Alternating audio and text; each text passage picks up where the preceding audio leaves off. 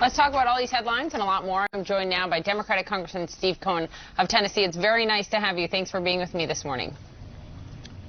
Good to be with you, Poppy. All right, so let's just get first your reaction to the president. Not only did he say he's not concerned about any of the testimony that has happened or been released this week, but he said that you guys, Democrats, should not hold public hearings. What's your response? Well, if I knew what was going to be in the public hearings and it was going to make it clear that respected and well-educated State Department Foreign Affairs officials are going to say that you abused your power, you subverted the Constitution, and you tried to help a foreign power against an ally and leveraged it on getting political advantage for yourself, which is something unheard of and violating the rule of law, I wouldn't want it to be said publicly either. All right, so you're not surprised by that. The hearings are taking place, of course. They're starting on Wednesday morning. Let's talk about impeachment. But you know, Poppy, if they weren't public hearings, he would complain that they weren't public hearings and that it was a star chamber. So I mean, the man just kind of changes his course depending on how the facts are to make it look good for him, and he's a better actor than Ronald Reagan ever was. So you, Congressman, actually introduced 5 articles of impeachment back in November of 2017. This was tied partly to the Emoluments Clause, to the Russia probe, etc. I want you to listen, though, to what your fellow Democratic congressman who chairs the Judiciary Committee that you sit on during now, they're told Jim just yesterday. Have you seen enough evidence to be convinced that the president committed high crimes and misdemeanors? I've seen a lot of evidence of that, but maybe there'll be evidence contradicting it, which I haven't seen yet. He's reserving judgment.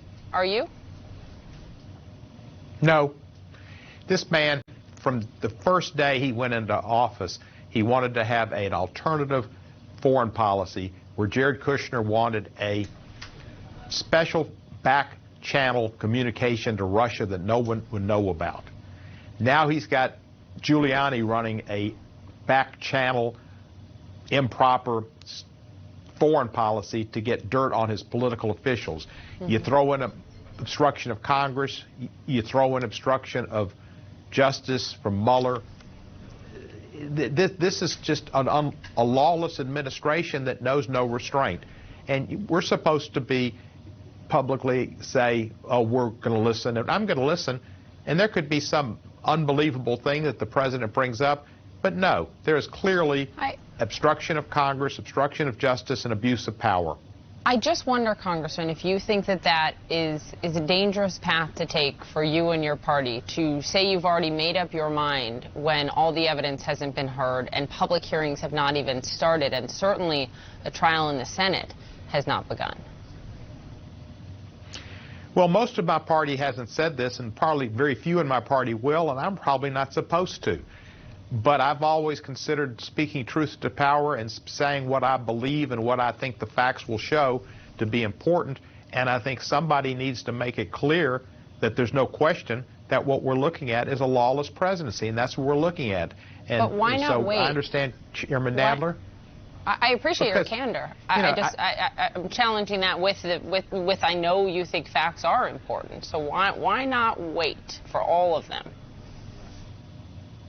Well, because I've seen the obstruction.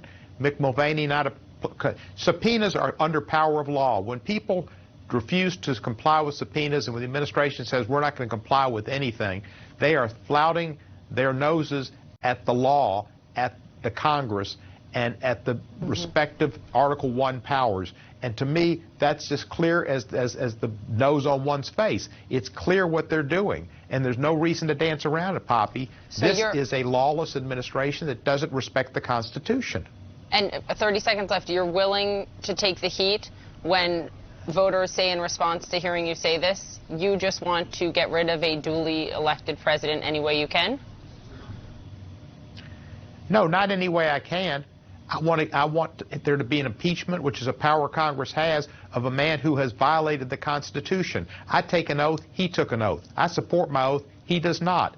The American public needs to understand we're not dealing with a gray area here. This is a black and white violation of the Constitution and a lawless president who has done everything he can to keep the public's minds away from his involvements with Russia, his involvement trying to change foreign policy for his own political good, and destroying our reputation around the world where the rule of law and democracy is what people respect America for, and now we're not doing it. As Mr. Kent said, we condemn countries that use political prosecutions all over the world.